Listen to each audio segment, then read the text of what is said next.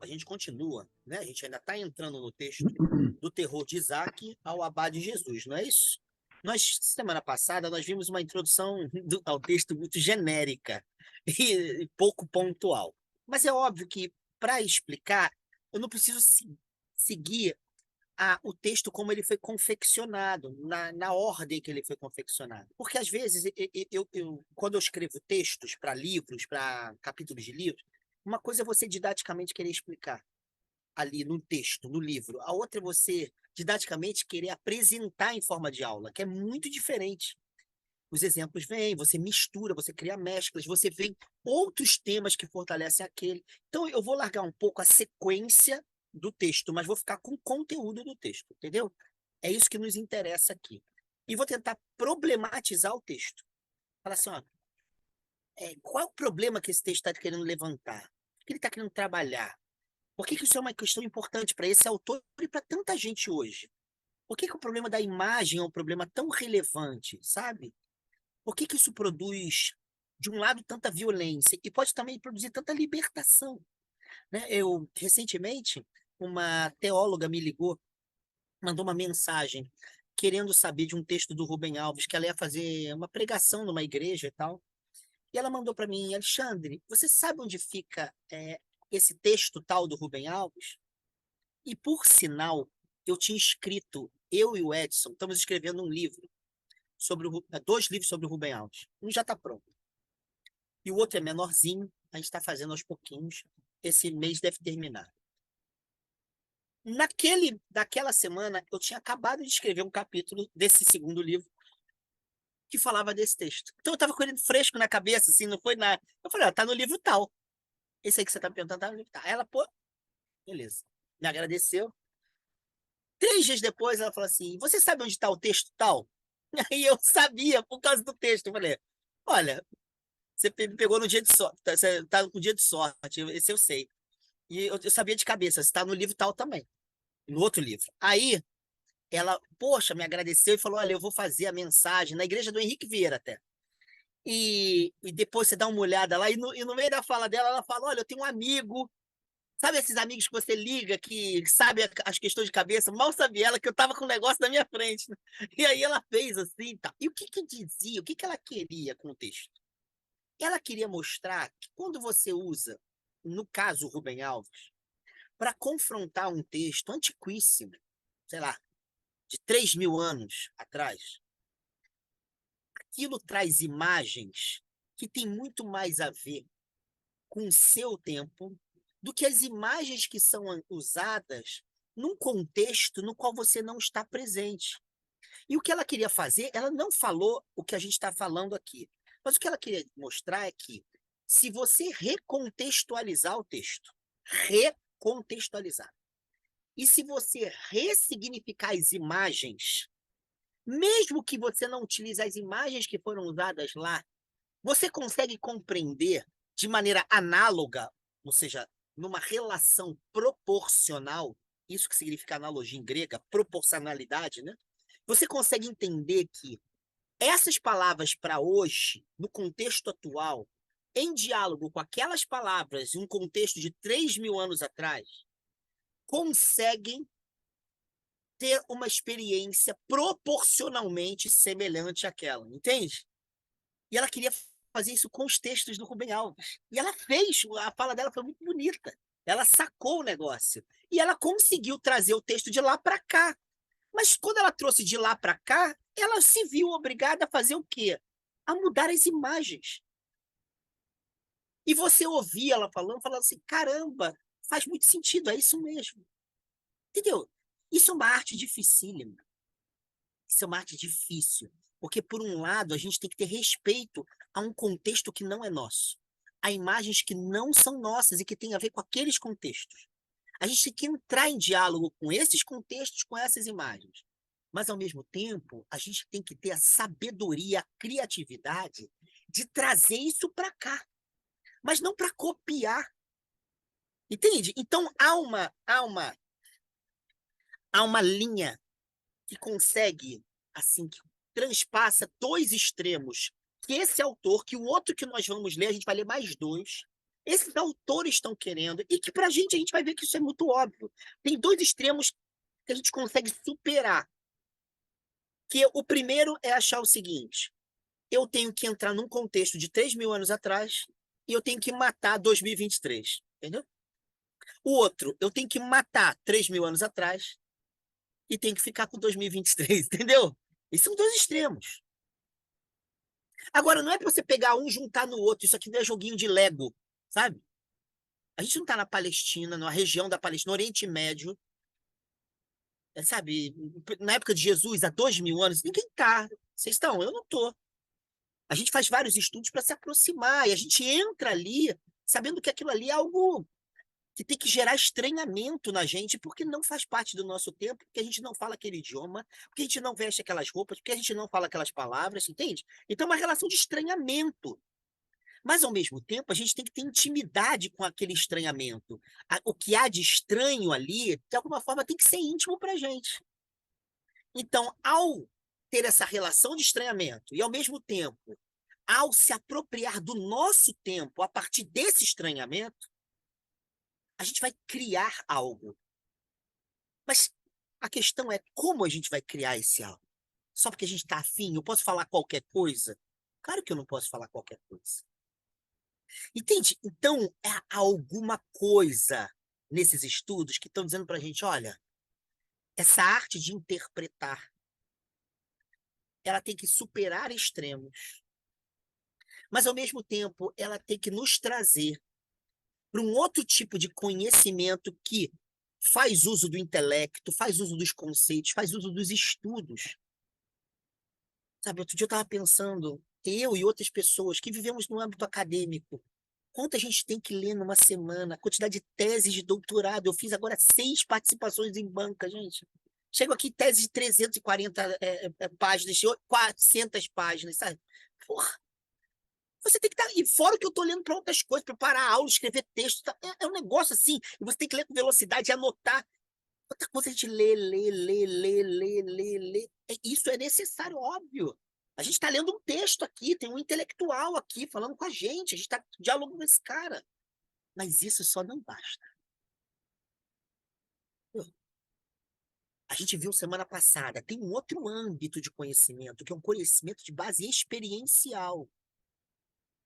Mas quando a gente tem essa experiência, aparece um negócio chamado linguagem. A gente fala daquilo. Fala como? A gente fala a partir dos símbolos do nosso tempo, a partir das coisas que a gente leu, a partir do que a gente aprendeu com os outros. É assim que a gente faz. Então, não existe, nesse âmbito da fé, não existe fé sem tradução em linguagem, e não existe linguagem de fé sem experiência de fé. Entende? Então, é nesse âmbito experiencial e, ao mesmo tempo, de linguagem, portanto, as imagens, as construções culturais daquela experiência, as elaborações culturais daquelas experiências. Entendeu? É nessa relação entre experiência e construção discursiva que a gente está se relacionando com uma experiência que se deu há 3.000 anos, há 4.000 anos.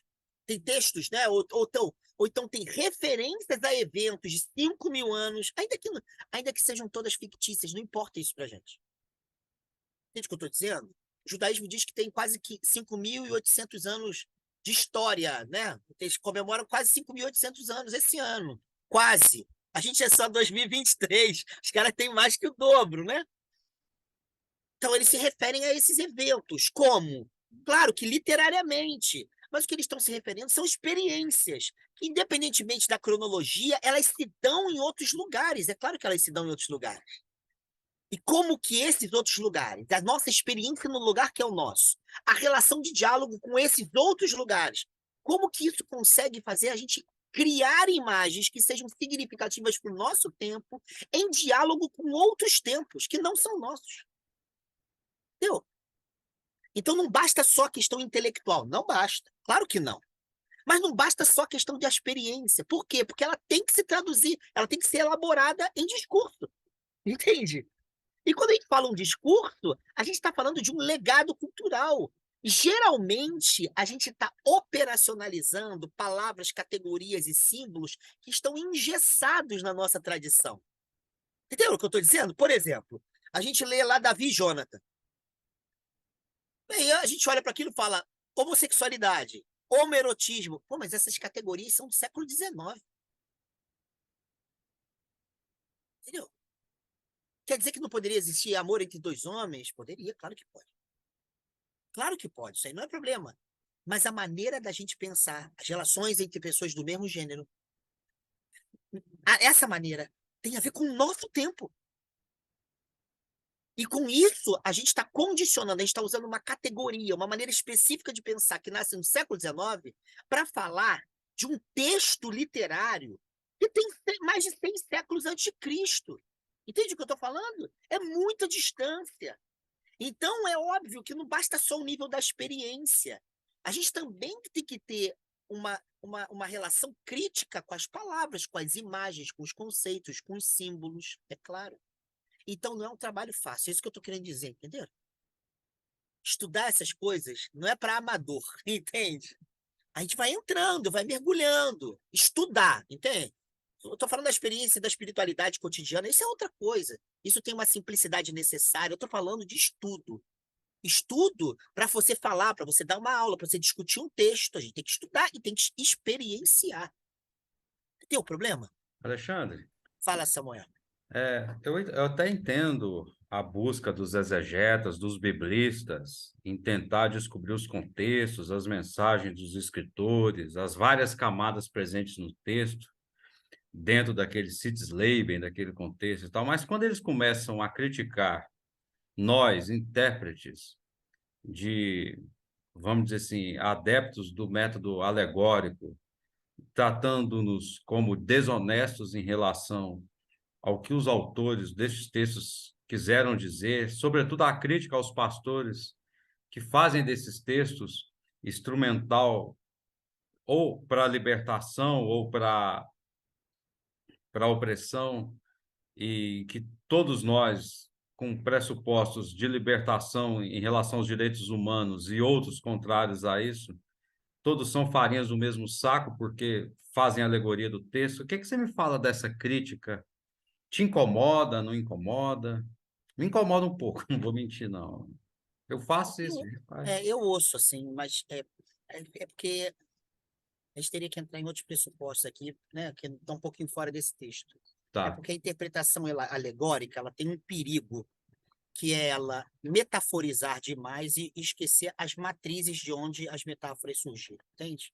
Então, isso é um problema. Se você também sair viajando, fudeu, entende? Uhum. Então, é óbvio que tem um diálogo textual e contextual que sempre você está tensionando com aquilo. Então, por exemplo, eu não posso falar. Uma vez eu estava num evento em 2014, eu e o Alcio Monge, era um evento chamado Jesus e Buda, dois pontos, caminhos espirituais, não sei das coisas. Eu ia falar de Jesus, o Alcio ia falar sobre Buda, mas o rapaz que organizou era um rapaz da psicologia junguiana. Então, a psicologia junguiana, não estou falando de Jung, eu estou falando da galera junguiana, é diferente. Ela tem uma maneira de você ler tudo a partir de certa simbólica, né, de certas essências que você trabalha, porra, ao longo de alguns textos dele, isso aparece com muita clareza e tal. E aí, esse cara, ele, quando ela terminou a minha fala e terminou a fala do Alcio, ele tentou meio que fazer uma mescla para dizer que era tudo a mesma coisa. E o que que ele fez? Ele trabalhou com arquétipos, que é assim que muitas junguianos fazem. E ele quis dizer que quando Jesus entra em Jerusalém, em cima do burro, o burro era o ego, Jesus era o self, e, sei lá, os outros eram cosmos, não sei das quantas. Eu falei, ué, essas categorias são do Jung, isso tem nada a ver com o texto bíblico, mas fiquei na minha. Aí ele fez a mesma coisa com a fala do Alcio. Ele pegou o Buda e falou: Buda é o despertar do self, o ego é não sei o que, a Ananda, que é um discípulo do Buda, e falou lá um negócio e falou assim: E aí terminou dizendo: os caminhos são diferentes, mas a essência é a mesma. Essa visão é muito confortável. É claro que não são os mesmos caminhos e a essência não é a mesma. Esses caras viveram em tempos diferentes, em lugares diferentes, tiveram destinos diferentes, sofrimentos diferentes, felicidades diferentes, entende?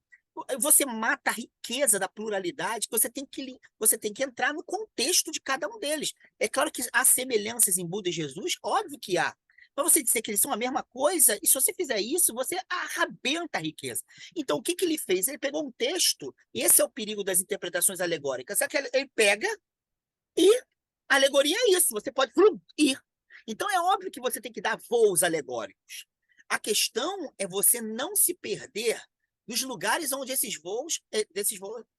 de onde esses voos foram alçados, entende? É sempre esse perigo. Então é claro que a alegoria ela tem um lugar. O perigo dela é ela sair e não saber de onde veio. Assim como todas as interpretações, elas são sempre finitas. E por isso que a finitude dos estudos é importante, que a gente está lidando sempre com limites. Ou seja, essa é uma interpretação possível e plausível, porém não é a única. Agora, ela é própria do nosso tempo, ela significa muito no nosso tempo, mas ela não dá conta de todas as possibilidades. Então, sempre marcar as interpretações com o caráter de limite, de finitude, de mortalidade, de precariedade, eu acho que isso é um dever nosso. Qualquer pastor que está falando na igreja, seria bom que ele deixasse claro que aquilo é uma interpretação possível, aquilo não é uma norma obrigatória, nem uma verdade definitiva. E que as verdades interpretativas, elas são frágeis, elas são vulneráveis, elas são finitas, todas elas. Agora, elas estão afiançadas, elas estão fincadas em algum lugar. Entendeu? Um exemplo que eu gosto de usar de um amigo meu que estuda hermenêutica, exatamente o problema da interpretação. Ele um dia falou assim: olha, eu estou dando uma aula aqui. Ele usou, acho que o exemplo foi Nietzsche, se eu não me engano. Então ele falou assim: digamos que eu esteja dando uma aula de Nietzsche. Se alguém chegar aqui e falar que isso aqui é uma aula de agronomia e disser não, mas a gente pode falar qualquer coisa, porque tudo é interpretação. Ele falou assim: não. A interpretação sempre começa com uma relação específica. E eu tenho que dizer, a relação específica é com Nietzsche, não é com agronomia. Entende? Então, essa é que é a questão. A gente tem que estar sempre retornando para as relações originárias. E sabendo que a gente vai dar voos, mas sabendo que tem relações originárias, entende? É claro que a gente pode. O perigo é a gente despirocar. Desculpa o português, mas é esse o perigo. É bom pra caramba fazer isso, assim, mas é muito perigoso. Entendeu? Porque aí chega um momento que a gente entra no âmbito do aleatório e não do criativo. E aí o aleatório pode vir qualquer merda, entendeu? E não é assim, meu camarada. Entende? Então, eu acho que eu gostaria de falar que tem uma linha tênue entre o aleatório e o criativo, sabe? É por aí. Mas vamos lá. Então, o que está fazendo esse autor? Ele está dizendo o seguinte: olha, gente, a gente vai entrar num problema muito específico, que é a relação das imagens, as imagens bíblicas, as imagens teológicas, e a nossa fé. No fundo, é isso que ele está querendo dizer. E a nossa espiritualidade, a nossa fé. A gente pode incorrer em dois grandes equívocos. Porque quando a gente chega com um texto que é extremamente desafiador, que será o sacrifício de Isaac pelo seu pai, Abraão, e Deus falando para um pai sacrificar um filho, cara. Entende? Você chega nesse texto espinhoso. A gente tem dois grandes extremos. Primeiro, acreditar na literalidade factual do texto. Ou seja, chegou Deus e falou assim: pai, vem cá, mata teu filho. Por quê? Porque eu sou o cara. Você quer mostrar que me ama? Mata o teu filho. E ele vai dizer: olha, esse é um perigo de todos os fundamentalismos. Todos. É acreditar na verdade factual e que a verdade factual ela é o critério da fé. Então, se Deus mandou imolar, eu posso imolar meu filho. Entende? Então, o sacrifício de pessoas humanas ele é bem-vindo, porque um certo dia Deus pediu isso a Abraão. Ah, essa literalidade, ela é uma literalidade possível, claro que é. E a gente conhece os desdobramentos históricos dessa literalidade. Ele vai usar o exemplo das testemunhas de Jeová em relação à imagem do barro e do Deus como oleiro. É uma imagem bíblica que está em livros proféticos, está no livro de Gênesis, está em vários lugares. Deus é um oleiro, ele pega o barro e cria a vida, sobretudo a vida humana. Pô, maravilhoso. Só que é a partir da metáfora do oleiro na relação com o barro que tem as interdições em relação ao sangue humano. E é exatamente a literalidade dessa relação entre oleiro, barro e sangue que faz com que algumas pessoas, não, algumas não, nesse caso é quase a totalidade, que são testemunhas de Jeová, em certos casos de necessidade de transfusão de sangue, para o seu filho, para sua filha, para sua esposa, para o marido, para o pai, para a mãe, se neguem. Em alguns países estão sendo presos, em alguns estados dos Estados Unidos estão sendo presos. Por quê? Porque é conivência com a morte em forma de assassinato. É homicídio. Não, não é homicídio. Isso é palavra de Deus. Mas como palavra de Deus? Entende? Isso é uma possibilidade. E tá lá. Entende? Tá lá. A gente não tem como falar que não existe isso. Os interditos em relação à menstruação da mulher estão na Bíblia. E a gente às vezes não entende. Por que que a gente está numa cultura onde o sangue menstrual ele é tão difamado? Né? Um homem se relacionar sexualmente com uma mulher menstruada é extremamente difícil na nossa cultura, não é? A questão da menstruação, ela ser lugar, ela ser sinal de maldição divina, então tem uma relação de indesejabilidade da mulher com seu corpo, um problema muito sério para as mulheres feministas cristãs e judias. Existe feminino judaico também. Entende? Como olhar isso? Isso está na Bíblia, cara. E parece que é uma brincadeira. Não, o sangue menstrual da mulher é um problema grave na Bíblia. Entende? O problema do adultério. Esses conceitos, cara, que abarcam muita coisa nos textos onde eles aparecem. E no adultério é muito interessante, porque depois ele migra, por exemplo, para Oséias, ele se torna uma metáfora de Deus com o povo de Israel. E trata Deus como o povo como uma prostituta. Ainda tem a imagem do adultério está ligada à figura da prostituta. Cara, isso causou muita morte. Isso causou, por exemplo, Estados Unidos, Brasil, Argentina, Uruguai. Cara, vamos falar que nas Américas, grande parte da Europa Ocidental, um rechaço ao direitos trabalhistas das mulheres prostitutas. Entende o que eu estou falando? Tem matrizes religiosas bíblicas. Ah, mas é um trabalho? Mas não é um trabalho como qualquer. Por quê? Porque é um perigo para a família, porque é um perigo para isso, porque é um perigo para aquilo. E no fundo está falando porque a Bíblia diz. Entendeu o que eu estou falando? Isso é muito sério. Então, esse autor diz assim: olha, tratar as narrativas bíblicas como verdades factuais.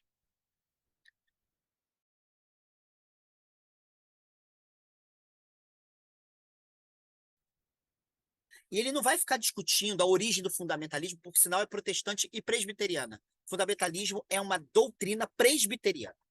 De 1909 a 1915. É um conjunto de livros de onde surge uma tradição que se orgulhava de dizer nós somos fundamentalistas. Então, mas ele pega o sentido do fundamentalismo e diz, olha, isso supõe uma relação específica com o mundo bíblico. Qual o problema disso? O problema disso, isso traz muitos problemas, além da violência, além de tudo isso, traz o seguinte, peraí, mas porra, sangue naquele tempo tinha a palavra sangue, ela tinha um complexo semântico específico. Sangue depois do século XVIII, com as pesquisas biológicas em relação ao sangue. Sangue no século XXI, com todas as ciências de base biológica que estudam o sangue ele não consegue mais significar a mesma coisa do que no universo bíblico. A gente não consegue, nem a fórceps, fazer aquelas alianças. A gente não consegue. Então, o perigo do fundamentalismo é que, ao atribuir uma verdade factual, ou seja, foi um fato histórico, e nesse fato histórico ali está a verdade inquestionável, é não perceber uma coisa óbvia. Uma palavra está sempre ligada a um contexto, e um contexto de experiências específicas. Essas experiências, elas são históricas, elas não são eternas. Então, a palavra amor, dito pelo Theo em 2023, Theozinho nosso aqui, não é a palavra amor dita por um samaritano no século II a.C. Não é. Essa palavra ela traz uma semântica que não é a mesma, se você comparar lugares distintos e tempos distintos. Então, ao você atribuir verdade factual ao texto bíblico, você não consegue identificar as variações históricas das experiências, dos contextos das experiências e da semântica das palavras. Entenderam? E com isso você absolutiza um sentido só. E com isso você petrifica uma experiência só. Mas a gente não tem mais essa experiência, entende? Experiência não é alguma coisa que você fala assim, não, eu vou ter. Eu quero ver alguém aqui ter a experiência de um cruzado no século XIII. Vocês podem ter? Eu não posso. Alguém pode ter? Vou lutar pela Terra Santa agora, vou pegar o meu cavalo, minha espada e minha lança. Vai lá. Vai parecer um imbecil na rua, sabe? Vai ficar lá com o teu cavalo, todo mundo rindo da tua cara. Por quê? Porque esse contexto não existe mais, ué. Então, isso invalida, por exemplo, uma série de falas de São Francisco de Assis que estão todas baseadas na figura da cruzada. Ó, todas usam metáforas tiradas de cruzadas. Você vai falar então que então aquilo não tem sentido? Ou só tem sentido se a gente for um cruzado em 2023? Óbvio que não. Então, esse é o primeiro perigo. O perigo de absolutização da semântica das palavras, das experiências ligadas àquelas semânticas e dos contextos históricos que não se repetem. Esse é o primeiro problema. Entende o que eu estou dizendo? Citei aqui não sei se foi na última vez, na penúltima vez, citei aqui um exemplo. Jesus diz lá, capítulo 14 do Evangelho de João, eu sou o caminho, a verdade e a vida, ninguém vem ao Pai senão por mim. Isso é 99,99999% das vezes lido com exclusivismo de Jesus. Tipo, eu sou foda, todo mundo é uma merda, ninguém chega ao Pai se não for por mim, beleza? Então acabou, não tem nenhuma religião que preste, ninguém presta. Essa é a leitura. 99,99999% das vezes. Entendeu? Aí, mas ninguém se perguntou, mas ele disse isso em que contexto? Onde ele estava? Com quem ele está falando? O que estava sendo vivenciado? O quê? Eu disse, então, por exemplo, uma das leituras importantíssimas desse texto, atuais que eu estou falando, do século XX para cá, é recuperar quando o Evangelho de João foi feito, para quem ele estava sendo escrito e qual contexto estava sendo vivido, que estava sendo vivenciado no Oriente Médio. Então, uma das interpretações extremamente importantes diz o seguinte: o povo da Judéia, o povo judeu, ele estava vinculado a um império que ele tinha que pagar cerca de 80% da sua produção em taxas para o Império Romano. 80%. A gente ainda reclama dos impostos no Brasil, entendeu? 80%. Mais 75% de desemprego. A maior parte dos trabalhadores e trabalhadoras eram freelancers na época. E a moeda que era válida só para a Judéia, ela não podia substituir a moeda do Império. E o César nas moedas do Império tinha que ser reconhecido como Deus pelos povos subjugados. Mais um Deus não importa, como Deus. Mas você está falando de Jesus de Nazaré, que é um judeu. Onde o monoteísmo judaico, naquele momento, não é uma matemática do sagrado, sabe? Ficar contabilizando, só existe um, não existem dois, nem três. Ah, então as religiões politeístas são falsas, porque o número verdadeiro de Deus é um. Isso é uma bobeira da Alta Idade Média. Matematização do sagrado. Politeísmo era afirmação de resistência popular. Dizer que só servimos a um Deus significa não servimos a ninguém. Entenderam? Parênteses aqui feito. Só um parênteses para a gente ver. Estava eu com o Álcio num evento quinta-feira passada. Eu estava em Minas com a minha mãe. Participamos de um evento maravilhoso. E era com uma garotada toda revoltada, porra, pensando a questão da mulher, a questão LGBT. Eu adoro essas coisas. Tava lá, eu tava em casa, né? Tava feliz da vida com a garotada. E o Álcio falou uma coisa muito legal. Ele falou assim: vocês, com certeza, já ouviram falar no Zen Budismo. Vocês talvez até gostem do Zen Budismo. Talvez vocês tenham curiosidade com o Zen Budismo. Mas o Zen Budismo atual e a maior parte dos budismos é uma traição radical ao anarquismo de Buda. Aí todo mundo calado. E ele falou assim: Buda, o Buda Shakyamuni, né, que deixou de ser Siddhartha, ele criou uma religião chamada religião do Dharma. Muitas aspas. Seria uma religião do caminho. Mais ou menos isso. Budismo é uma invenção ocidental. E nessa nova experiência, dessa nova sabedoria do Dharma, não tinha casta. Em outras palavras, seguidores e seguidoras do Dharma não eram reféns das suas castas de origem. Isso significa que quando essa religião do Dharma começou a circular na Índia, porque ela é indiana, essa tradição. O Siddhartha Gautama era indiano, morava numa região que hoje é o atual Nepal, mas era anexada na Índia antiga. Então, quando esse camarada começa a disseminar aquilo, a sociedade, as pessoas que não saíram das castas ficaram, assim, extremamente ameaçadas.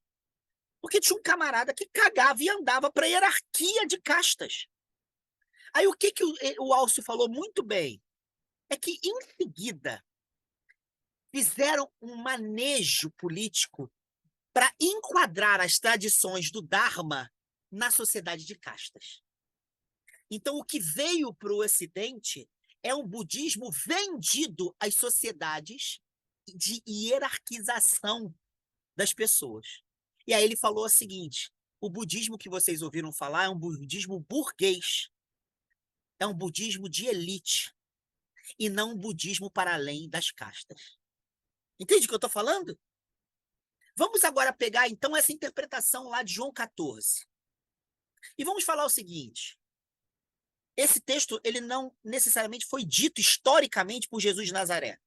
Mas o fato da comunidade joanina ter visto em Jesus alguém que afirma: eu sou o caminho, a verdade e a vida, ninguém vê ao Pai senão por mim, é uma subversão ímpar, mas ímpar, ímpar, ímpar.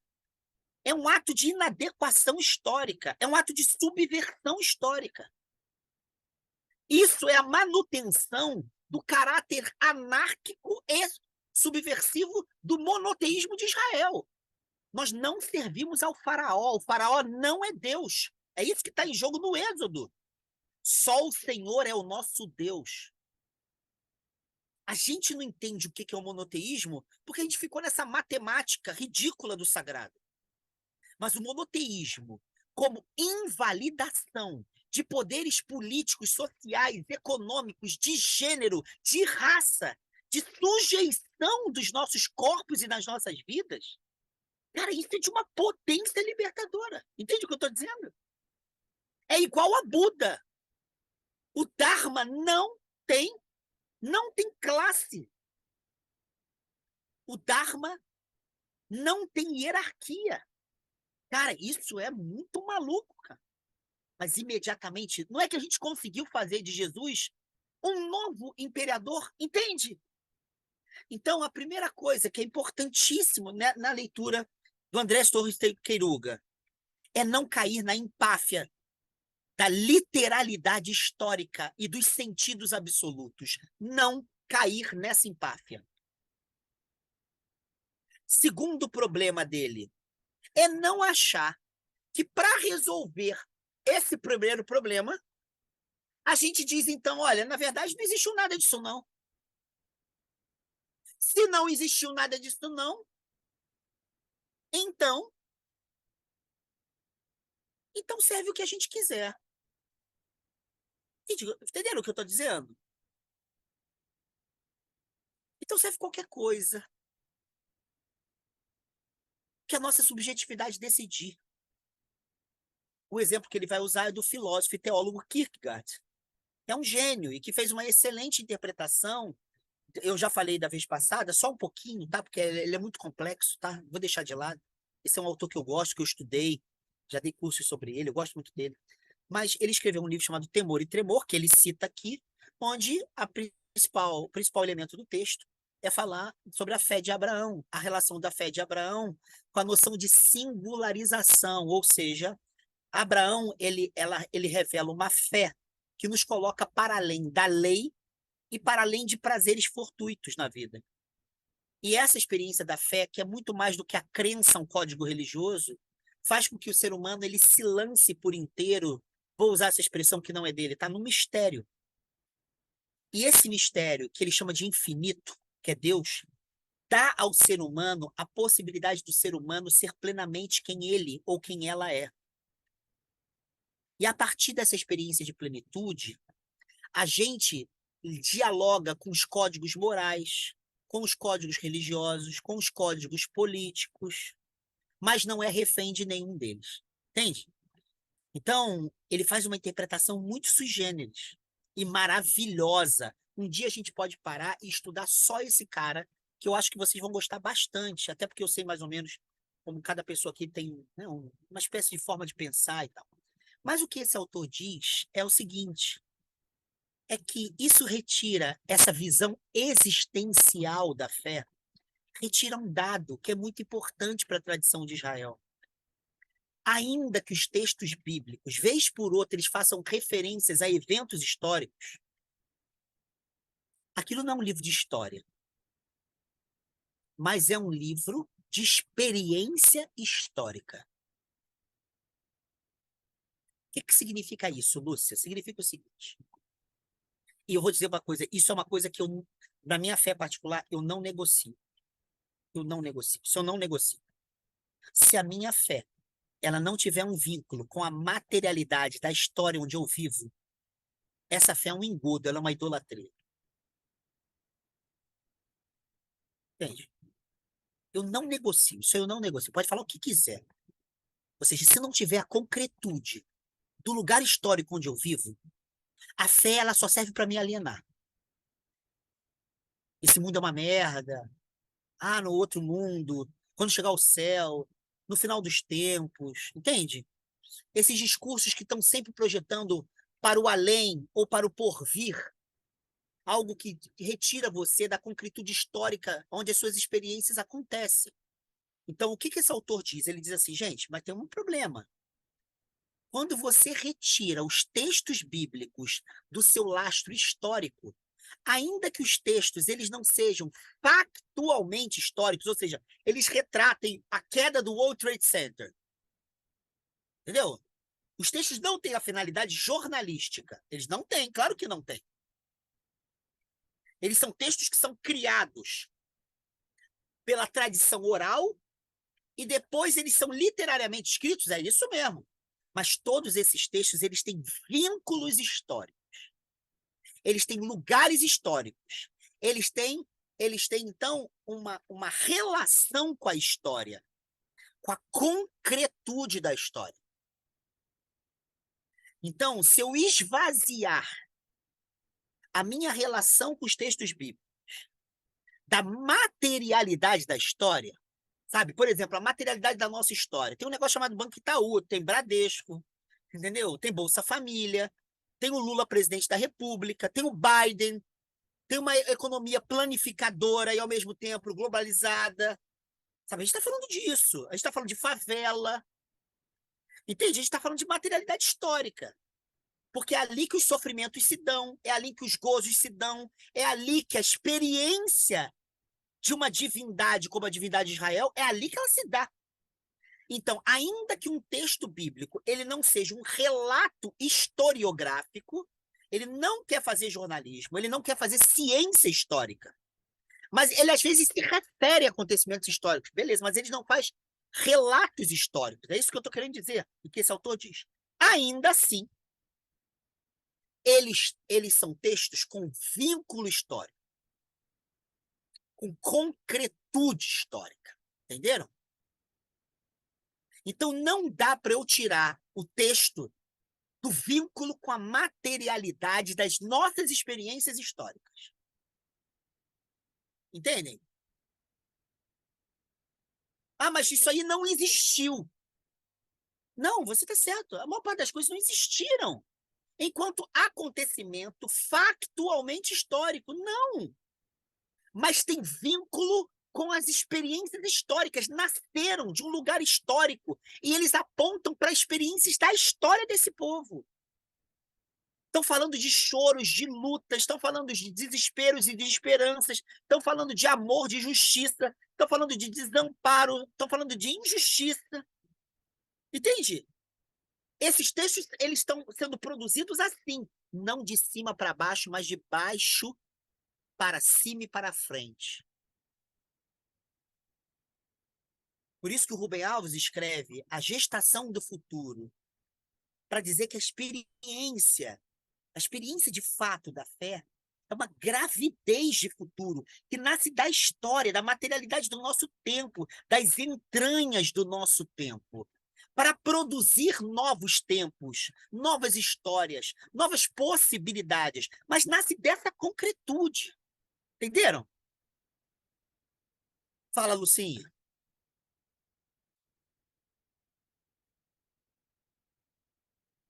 Esse risco do fundamentalismo, esse apreço, esse apego ao texto literal, seria de um grupo que se recusa a unir a teologia, a Bíblia, o texto bíblico com as ciências.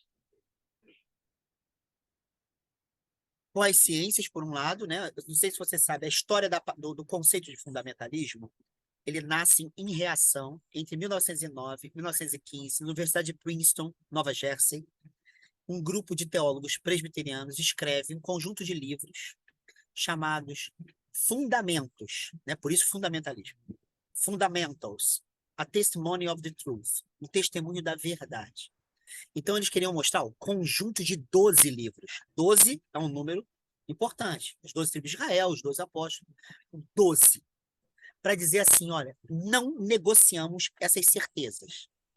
Só que eram baseadas nesse tipo de literalidade.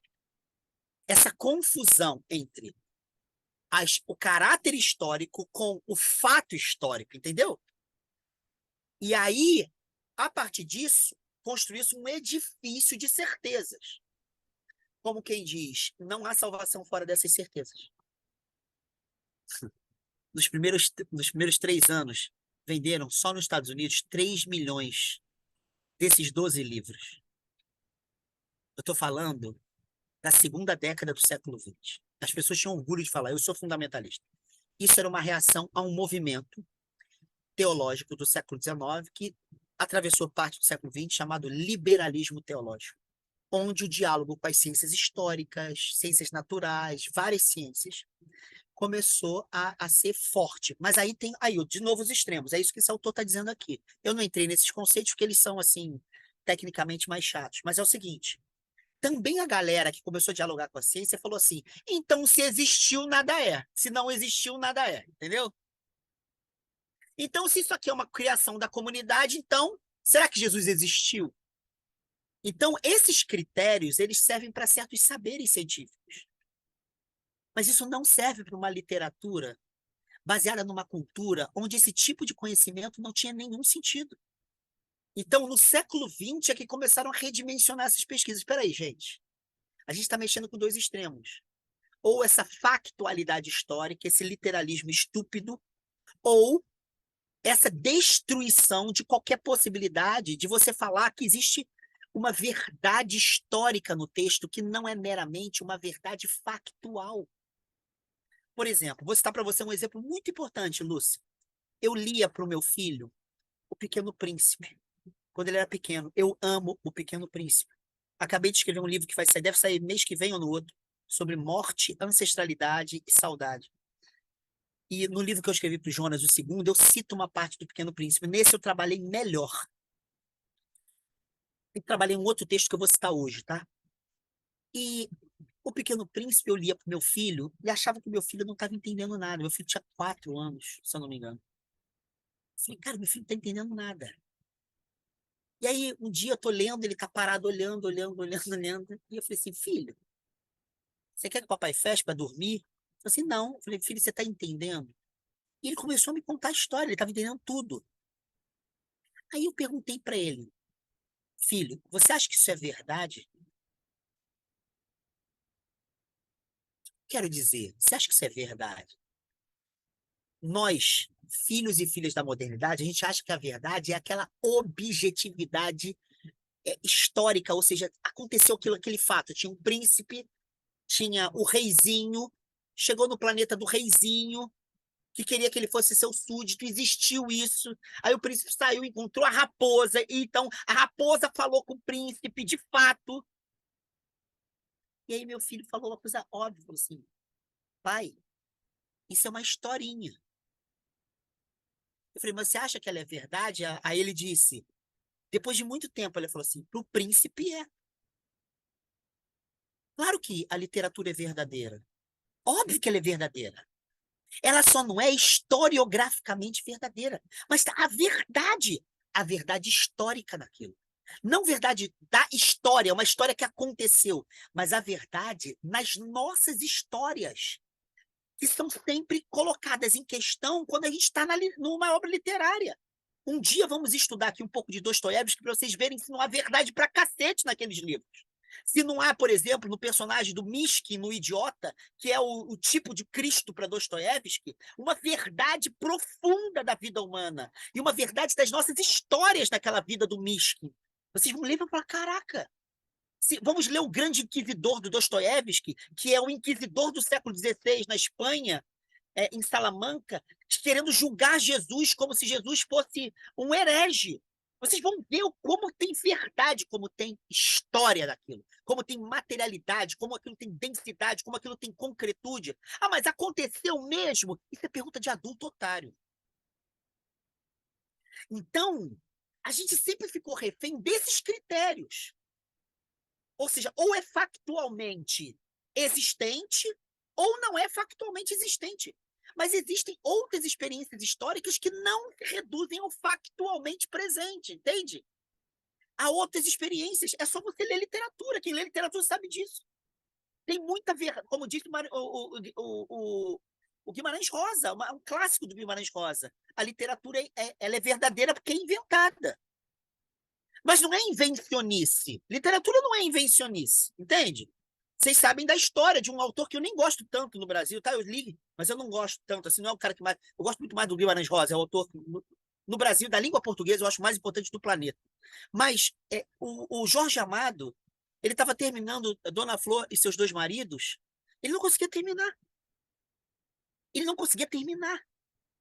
E aí ele teve um sonho, a esposa dele contou isso numa entrevista, eu achei genial. E no sonho, as personagens chegam para ele e falam assim, não, a gente termina assim. E ele fica numa euforia, e ele escreve o que as personagens falam. Porque um literato, aquilo não é invencionice, não. Aquilo é uma experiência transformadora. Entende? A gente tem muita dificuldade em sair do 8 por 8 e ver alguma coisa para além do 8 do 80. Então, a história do Pequeno Príncipe é óbvio que é verdadeira, e ela é historicamente verdadeira. Porque ela existiu, Rubem Alves diz não.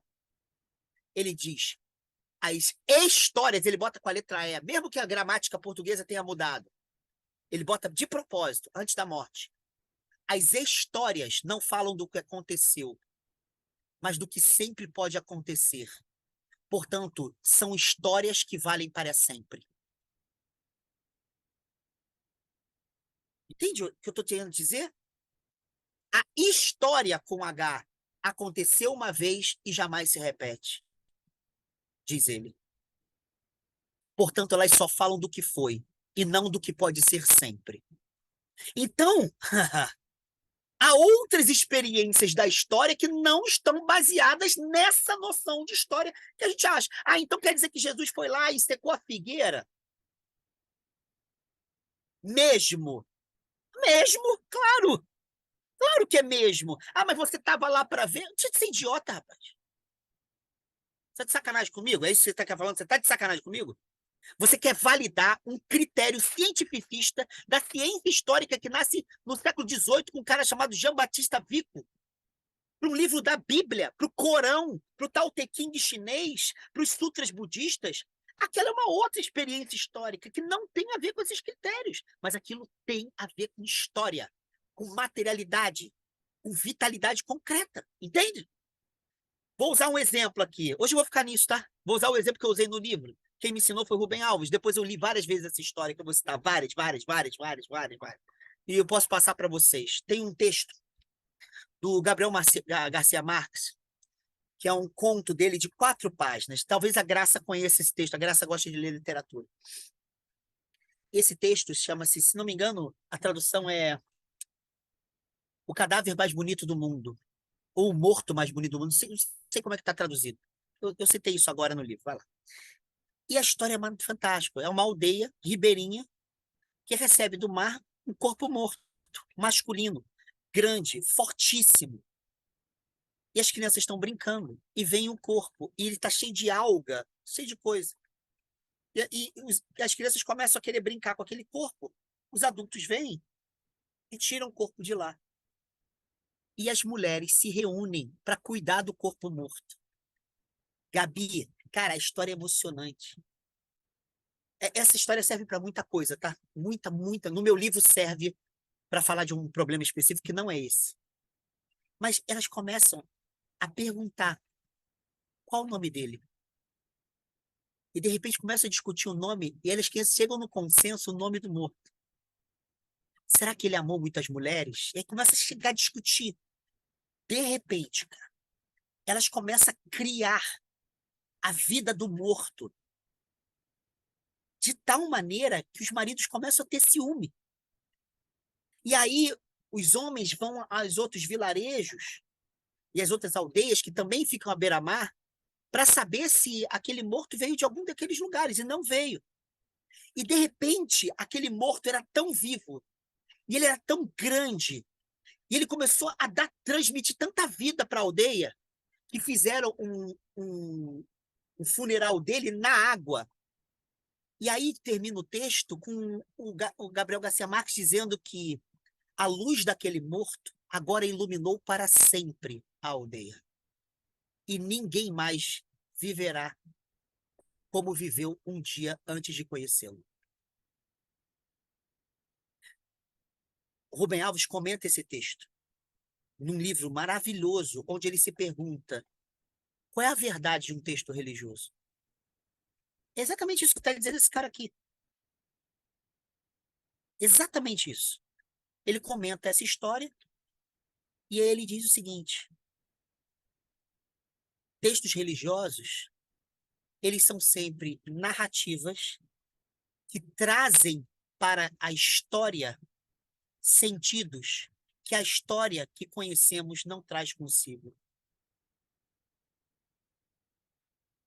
E por isso, assim como o Morto do Garcia Marques,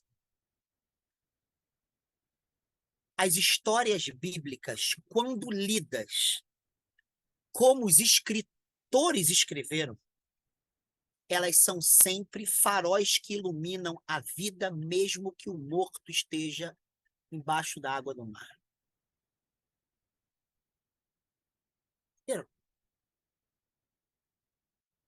Esse texto que a gente está lendo é exatamente sobre o que eu estou falando. Ele está acabando com essas dicotomias. Ou aconteceu, ou não aconteceu, não tem validade. Pensem no Pequeno Príncipe. Leia os evangelhos como Pequeno Príncipe. Tentando conhecer os contextos culturais, tudo. Mas o que está em jogo ali é uma experiência histórica, concreta, material, repleta de vitalidade, de produção de sentido. Por isso que esse autor vai dizer que, ao destruir os significantes, Portanto, você pega lá as imagens, por exemplo, as terminologias históricas. Ao desconstruir isso, porque a gente sabe que aquilo nasceu num tempo que não é mais o nosso e que não pode migrar de um tempo de lá para cá, mantendo o mesmo significado. Ao desconstruir isso, a nossa tarefa não é dizer, então não tem significado nenhum o livro de Gênesis. Então não tem significado nenhum o livro de Oséias. Então não tem significado nenhum o Evangelho de João. Por quê? Porque ele produziu fundamentalismo. Não, não, não. É dizer o seguinte: ao desconstruir o significante, a palavra, o símbolo, é apropriar-se e produzir significado. A partir do diálogo entre o nosso contexto histórico, um outro contexto histórico, sabendo que aquele texto ele nasceu de experiências históricas e ele aponta para a materialidade das experiências históricas. Entenderam? Ô, Fala, Alexandre, Gabisono. Fala, Gabisono. eu queria saber, você disse que não negocia essa questão da materialidade, não é? Da contextualidade. O que é que você invalidaria, então, como Sim. não material? É você transformar a experiência da fé num mecanismo de ocultamento, literalmente, ocultamento do seu lugar histórico onde a espiritualidade é exercida. É achar que a materialidade das nossas experiências históricas elas são somente trampolins. Elas não são trampolins. Elas são a casa onde a experiência se dá. Elas são o lugar onde, vamos usar a linguagem teológica bíblica, onde a relação com Deus, a relação com o mistério se dá. Ou seja, eu não posso achar que o lugar onde eu estou ele é somente um trampolim para um lugar superior. Entende? Então, retirar isso é esvaziar da materialidade histórica a, a condição, a condição que ela mesma é, a materialidade histórica, ela é a condição da nossa experiência. Ou seja, eu falo português, eu sou branco classe média, eu tive tais oportunidades que meus pais me deram, eu tenho tal mãe, tal pai, tal, e eu tenho 2 irmãs, eu tenho essa relação com vocês, sabe? Isso tudo é o lugar onde essas experiências de significação da fé acontecem. Se eu tirar isso, como muita gente faz, fica uma viagem na maionese, entende? Eu retiro a materialidade e essa experiência ela começa a sobrevoar o espaço e o tempo e ela não se dá em lugar nenhum. Ela ganha aquilo que o Paul Tillich chama de perversão da incondicionalidade. Perversão da incondicionalidade. O que significa isso? Ele diz o seguinte: a experiência do mistério ou de Deus para ele é a experiência com o incondicional. Mas a gente só experimenta o incondicional nas nossas condições. Agora, se a gente quiser experimentar o incondicional sem as nossas condições, a gente está pervertendo a incondicionalidade, entendeu? A gente está falando de lugar nenhum, a gente está experimentando em lugar nenhum, a gente tá usando símbolos que vêm de lugar nenhum. Não, os símbolos vêm de lugar, as palavras vieram de lugar, elas têm tais contextos, elas significam algo. A gente está ressignificando, mas a gente legou essas palavras desses contextos, com esses significados. Agora elas estão ganhando outros, sim, estão ganhando outros, mas a gente se apropriou delas de algum lugar, alguém nos transmitiu, entende? Elas não caíram do céu. Até o céu é uma palavra dita por quem está na terra. Quem dizia isso não sou eu, é Emily Durkheim. Durkheim falava assim, que quando uma religião fala do céu, o religioso está na terra e fala da terra o que ele deseja no céu. Entende? Então, é esse lugar que a gente está. Isso eu não negocio para que a gente não transforme a experiência da incondicionalidade numa experiência sem raízes materiais históricas concretas. Entendeu? Nesse Alexandre, sentido. eu tenho lido muito ultimamente sobre experiências de quase morte. E aí eu queria que você me situasse em relação a isso a partir das suas crenças, vamos dizer. Porque, segundo essas experiências de quase morte, a consciência sobrevive à morte física e passa por experiências que não têm, vamos dizer, raízes nas nossas vivências cotidianas aqui, né? Então, pelo que você está dizendo, não sei, você invalidaria todas essas narrativas? Tem a ver Não, ou não, eu... não. Não é Ah, nesse sentido, não, Gabi. Vou te dizer, tem algumas pesquisas muito interessantes disso, inclusive de um médico da Federal de Juiz de Fora, sobre a relação de espiritualidade e quase morte. Esse cara, ele trabalha com métodos quantitativos, sabe? Então, é interessante ouvir isso. Vou citar uma experiência para você. Uma vez eu estava na casa, eu acho que foi da mãezinha, a mãezinha está aqui, ó. Se não me engano, foi na casa dela. E uma pessoa estava contando para mim e para Rosana uma experiência de quase morte. Então, que ela se encontrou com pessoas negras que pareciam. E ela era evangélica. E ela falou assim: ah, parecia coisa de macumba. Ela falou assim, e aí? Eu falei, ih, não sei se tá falando para a pessoa certa, né? Porque se eu entrar nessa vereda, ou eu vou escandalizar essa mulher, ou então a gente vai surtar aqui. Mas ela começou a falar e tal, e o que ela fez? Ela falou que ela teve um diálogo muito importante. O diálogo foi falado em português, né? Entende? Não foi esperanto, foi português. Então isso já mostra a linguagem é a nossa daqui, né? E tudo que foi falado sobre o que poderia vir depois da morte era para dizer para ela o seguinte: não chegou o seu tempo. Então, quando ela retorna e disse que era algo muito real, então o que eu estou dizendo é: muitas experiências de quase morte, elas são experiências de acesso. Elas não são somente experiências de projeção. Entende? Então, tem uma linha hoje que diz assim: não, as pessoas acessaram alguma coisa. Elas não somente estão projetando, porque a interpretação clássica é: eu projeto algo meu, entende? Não, tem muitas experiências estão dizendo: eu não projetei, eu encontrei minha avó disse coisas de mim que ninguém, que eu não sabia, e quando eu voltei, era aquilo que ela tinha dito. Eu recebi informações, entende? Quem trabalha, por exemplo, no budismo tibetano com as projeções astrais, que muita gente trabalha no Ocidente, com a chamada conscienciologia, muitos relatos no Oriente, assim como também no Ocidente, de pessoas que têm reuniões astrais, e elas têm uma desconexão com a corporeidade, que alguns lugares chamam de primeiro corpo, que seria o nosso corpo material, entre aspas, porque existem muitas corporeidades, tem tradições que dizem que são 7 corpos, né? Por exemplo, Helena Blavatsky diz 7 corpos, e você tem experiências de encontro, e pessoas que voltam e são conscientes do que trazem de lá, e que autorizam as pessoas saberem. Isso tem no xamanismo, por exemplo, Yanomami, isso tem no budismo tibetano, isso tem para a galera espírita, isso tem na conscienciologia, isso tem muitas tradições. Né? A tradição bíblica do sonho, por exemplo, o livro de Daniel, Nabucodonosor. Então, a relação entre o sonho e a revelação, isso é um outro contexto. No contexto semita, isso era muito importante. O sonho era um lugar de acesso e não somente um lugar de projeção do nosso inconsciente, como é para a psicanálise, entende? Então, existe isso. Eu diria assim para vocês, depois que eu vi tanta coisa em tantas tradições, eu diria, existe.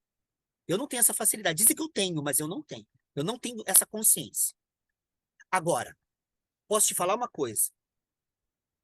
Qual é o lugar dessa experiência do quase-morte?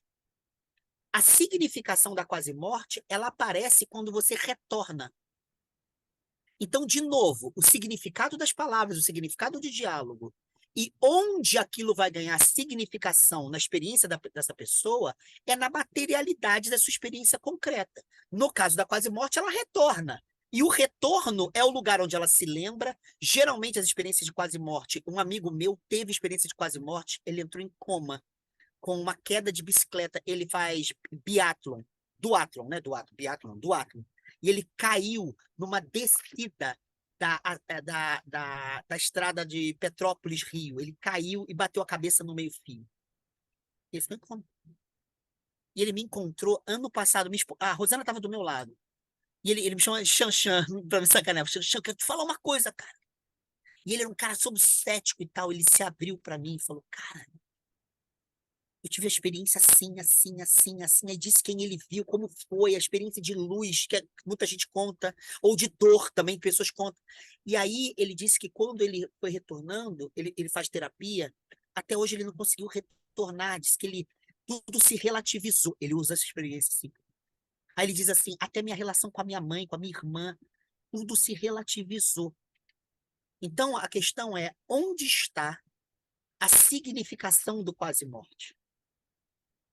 Tanto as palavras são faladas a partir de um idioma que é nosso, que a gente aprendeu na Terra, quanto o retorno ele se dá nas condições materiais nossas aqui.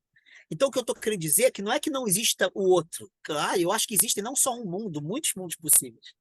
Né? Tem a tradição Krenak que diz que muitos mundos nos atravessam neste mundo. Pô, eu acho isso maravilhoso.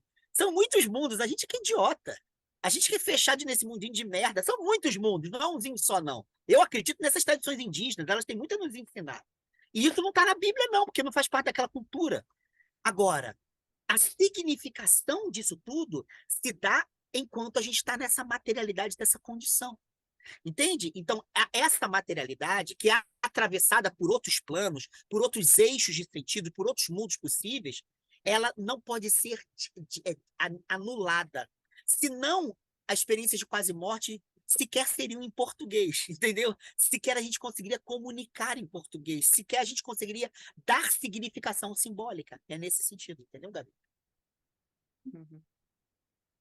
Eu acho, assim, é que a gente não está aqui para isso, né? Você, Gabi, tem participado do grupo lá sobre mística, né? Espiritualidade. A gente não está estudando isso lá, nem chegou a isso. Mas há essas outras experiências, cara, de outras culturas que são abertas a outras. Eu tenho chamado isso de intermundaneidades. Outras interseções de mundos, de âmbitos. Eu tenho ido a lugares, eu tenho visto pessoas que têm experiências, cara, têm experiências lindas. E me contam coisas, às vezes contam coisas sobre mim. Eu falo, pô, essa pessoa sabe, não contei nada para ninguém. E tem acessos, entende? Agora, isso se dá na contexto material, material no sentido da concretude, que a gente está ali relacionado com os símbolos que a gente fala que são do nosso tempo. E, às vezes, até com a incapacidade de comunicar tudo que essas experiências estão nos comunicando. Porque, às vezes, a gente não tem nem linguagem suficiente para dar conta daquilo, entende? Aconteceu recentemente comigo uma experiência. Olha que eu não sou uma pessoa de ter experiências assim, eu tenho experiências muito localizadas, né? É prostituta, é não sei o que da macumba, é uma pregação, que às vezes eu sinto alguma coisa. Isso acontece, eu não fico comunicando para ninguém, mas às vezes acontece de fato. Quando eu termino, eu sinto assim uma espécie de modificação de consciência. Então, eu já tive experiência assim, mas eu senti uma na rua outro dia. Cara, foi um negócio assim avassalador. Eu liguei para Rosana, eu comecei a ligar para um monte de gente, eu não conseguia comunicar. Eu não conseguia comunicar. Eu tive que parar na rua. Eu cheguei em casa, eu tive que dormir para voltar à consciência. E foi um negócio que eu nunca imaginei ter, entende? Foi de uma gratuidade, assim. Agora, eu falo disso a partir dessas condições concretas, entende? Eu uso palavras que são do nosso tempo. Eu não consigo falar a partir das palavras do nosso tempo. Então, isso significa que essas experiências elas podem exceder, mas nunca nos retirar da materialidade histórica. Uhum. Pegou, Gabi? Ok, peguei sim. Legal? Beleza? Valeu, obrigada. Então, gente, olha, pô, hoje eu tirei mais coisa, mas deu para pegar o que a gente está vendo? Tá entrando? Eu estou tentando não tratar esse texto de maneira assim facilitarista, boba, com esqueminhas rasos, mas também não ficar numa linguagem chata que não dê para ninguém entrar. Tem alguma coisa ali, ele está querendo entrar num outro lugar. Criatividade sem aleatoriedade, sabe? Experiência histórica sem factualidade histórica, entendeu? Significação histórica sem a gente ser refém dos significantes da história, ou seja, dos símbolos, dos conceitos, das imagens, entendeu? A gente pode usar outros. Por quê? Porque é histórico, é inventivo, é plástico. Fala, tia Graça. Não, é que eu me lembrei daquele exemplo que você deu ontem, na última aula, do peixe alegre, né? Ah, Mais ou menos exatamente. é o peixe alegre, né? Como é que eu sei que o peixe está alegre? A gente caminha junto, né? É isso, é exatamente isso, cara. É exatamente isso, tia Graça. É exatamente isso. A gente vai fazendo caminho junto, né? No elemento do peixe. Qual é o elemento do peixe? É o rio.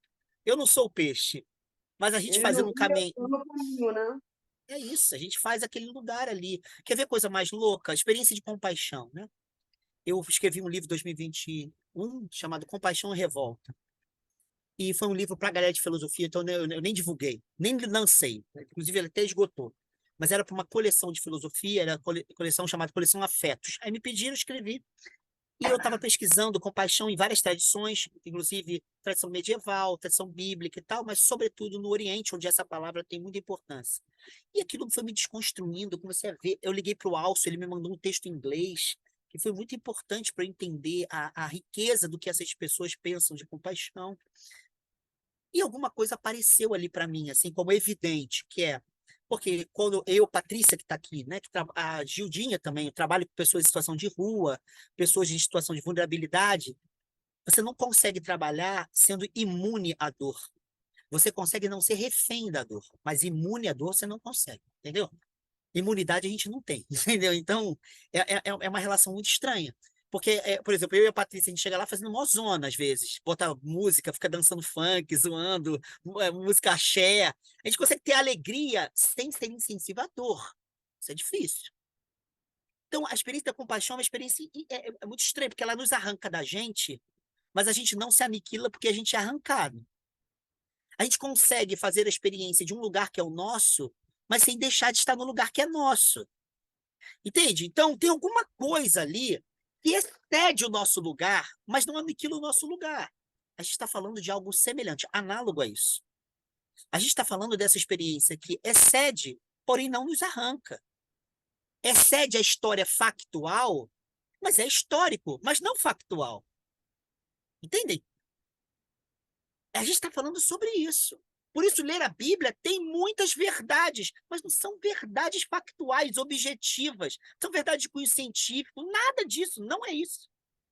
São verdades no sentido de experiência histórica encarnada, visceralmente encarnada no tempo que é o nosso. Ainda, como disse a Gabi, no exemplo dela, que a gente possa exceder isso, mas não sair disso. Excedência não é saída, é transbordamento. Entende, Gabi? Eu vou te contar uma, hein? Eu não conto isso pra ninguém, cara. Eu vou contar aqui, pode gravar, podem ouvir, pode achar que eu tô mentindo também.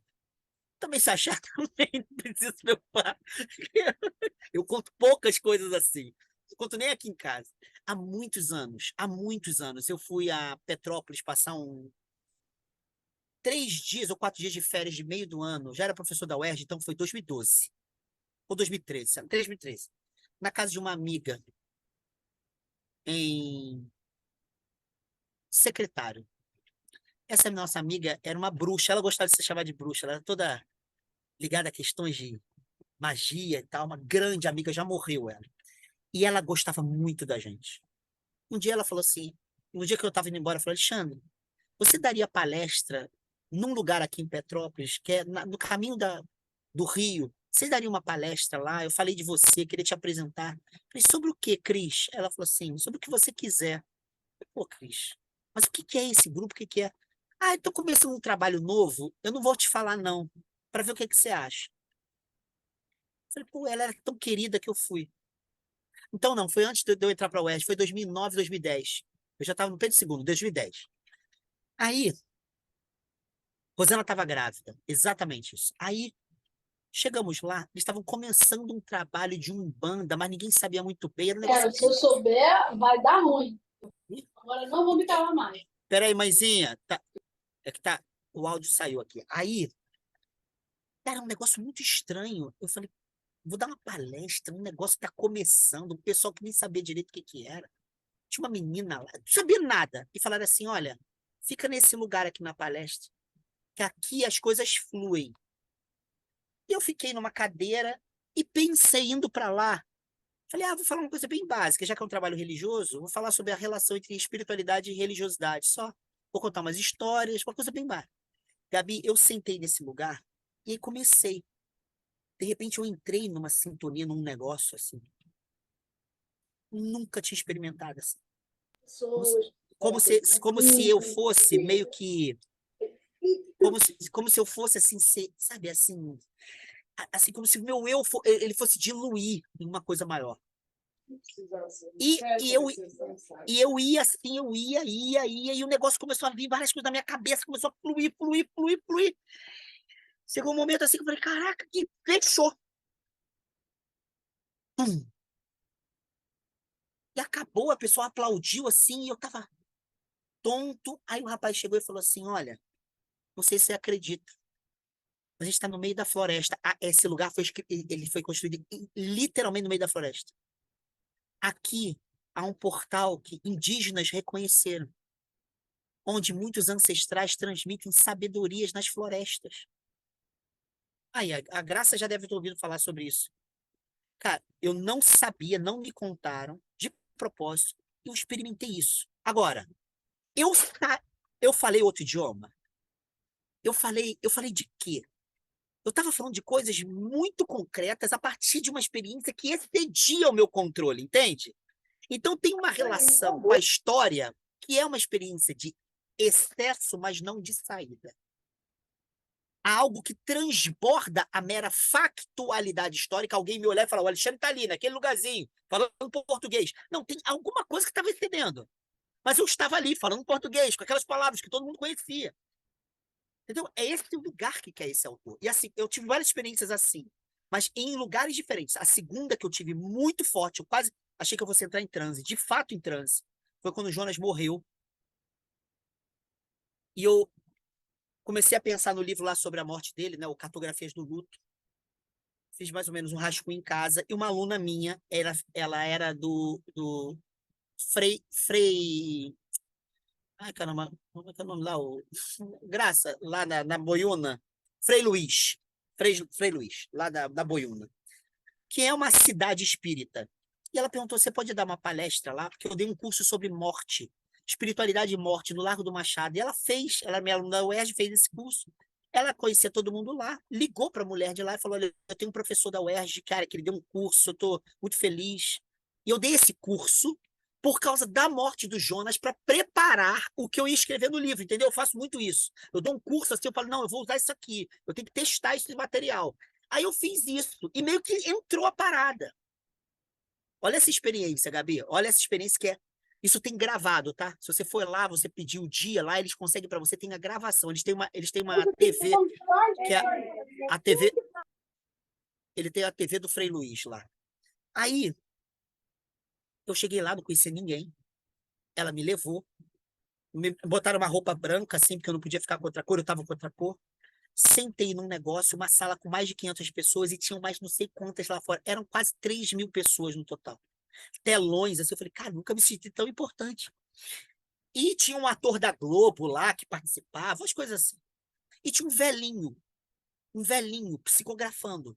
Ele é um físico chamado Paulo. Velhinho que eu tô falando é quase 90 anos. Assim, eu falei, caraca, eu já vi muita psicografia, eu já participei de sessões de psicografia, então eu vi a velocidade dele, falei, que isso, cara? E tô olhando. O camarada acabou de psicografar e me chamaram. E eu levantei. Eu planejei um negócio e antes perguntaram se eu era espírita. E eu tinha dito que não. Então eles falaram para eu não tocar em doutrina religiosa. Falei, tá, vou usar o meu material. Eu vou trabalhar a morte do Jonas, porque eu ia falar sobre espiritualidade e luto. Eu falei, eu vou trabalhar esse material, que eu já vou preparar o livro, para me ajudar a consolidar o que eu estou querendo com o livro, entende? Então, eu faço isso muito, eu vou fazendo ensaios, em palestras, em aulas, depois o negócio concretiza, eu escrevo. Aí, eu tinha anotado tudo num papel. Quando eu levantei, eu senti um negócio assim, tipo assim, um campo, como se eu tivesse entrado num campo de força, assim. E eu tinha acabado de dar um curso na UERJ sobre o conceito de Deus em Fernando Pessoa. Então, Gabi, eu comecei a falar de Fernando Pessoa. Por quê? E E aí eu fui entrando nas coisas do Jonas, eu fui usando o Jonas como cara ali, cara. E aí eu fui costurando, era 45 minutos. Quando chegou 44 minutos, eu fechei a palestra. E aí eu respirei assim, um negócio assim. Aí a galera levantou, aplaudindo de pé. Eu falei, caraca, que isso? Mudei toda a ordem, tava tudo muito diferente do que eu tinha planejado. Da onde veio o Fernando Pessoa, porque não estava no meu papel. E eu não ia usar no Jonas, ainda não usei no Jonas. Então, da onde veio o Fernando Pessoa? Acabou. Eu vi a galera assim, porque eu pesquei que a galera estava entrando na minha, mas eu não sabia o quanto. Quando acabou, começaram a ler um texto. Pediram para eu sentar e me deram água. Eu fiquei sentado. Tô ouvindo o texto, tô achando. Pô, tá gravando uma. Se eu ouvir essa merda, vão achar que eu tô viajando demais, mas tô mesmo. Mas é sério. E eles leram, e eu comecei a falar, cara, conheço isso, conheço isso, conheço isso. Era a minha palestra. Era a psicografia do velhinho. A psicografia do velhinho era toda a minha palestra. Toda. Toda. Aí estava dizendo assim, no final dizia assim, obrigado, porque fulano me pediu para estar aqui hoje, para acompanhar, me falou estudioso, falou alguma coisa assim, que ia ensinar a ver a minha obra com olhos que não são meus, do seu amigo Fernando Pessoa. Do seu amigo Fernando Pessoa. Eu tirei mó onda com todo mundo. Falei, ô, Fernando Pessoa mandou um recado para mim aí. Mas juro, isso estava lá. Isso foi gravado. O que pode ter sido o nome fake, não importa. Mas o conteúdo da palestra inteiro estava naquela carta. Eu não podia pegar a carta, eu só podia pegar o link da TV deles para depois ouvir a leitura. Eu só podia isso. Eu perdi o link. Mas tinha isso. Então, o que eu quero dizer é, eu tive essas experiências assim, de excesso. E são experiências históricas, no sentido que está marcando a materialidade da minha história, da história das pessoas. Contudo, o excesso não é anulação, entendeu? Entende?